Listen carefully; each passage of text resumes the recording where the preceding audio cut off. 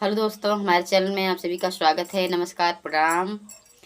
और बहुत ही प्यार भरा गीत सोहर उठान, बहुत ही मज़ेदार। आप लोग इस गीत को लास्ट तक जरूर सुने, बहुत ही सुंदर उठान गीत है। आंगनवा में धूम मची बड़ा निकेला गई, आंगनवा में धूम मची बड़ा निकेला गई। तोहार लगई माई हमार लगई सासू, तोहार लगई मम्मी हमार लगई सासू। लालन के लगई दादी राजा बड़ा निकला गई, लालन के लगई दादी राजा बड़ा निकला गई। आंगनवा में धूम मची बड़ा निकला गई, आंगनवा में धूम मची बड़ा निकला गई। तोहार लगई भाभी हमार लगई जठनी, तोहार लगई भाभी हमार लगई जठनी।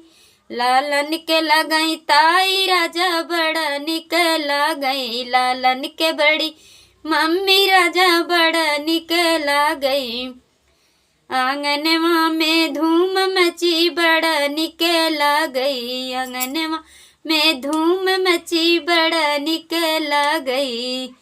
बड़ा निकला गई हो, बड़ा निकला गई। आंगनवा में धूम मची बड़ा निकला गई।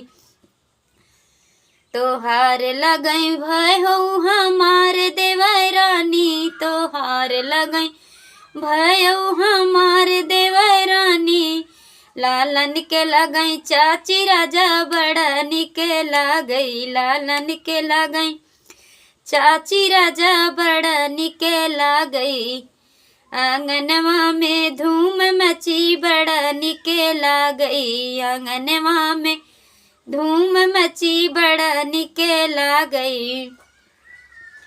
तोहार लगई बहिनी हमार लगई ननदा, तोहार लगई बहिनी हमार लगई ननदा। लालन के लगई बुआ राजा बड़ा निकला गई, लालन के लगई बुआ राजा बड़ा निकला गई।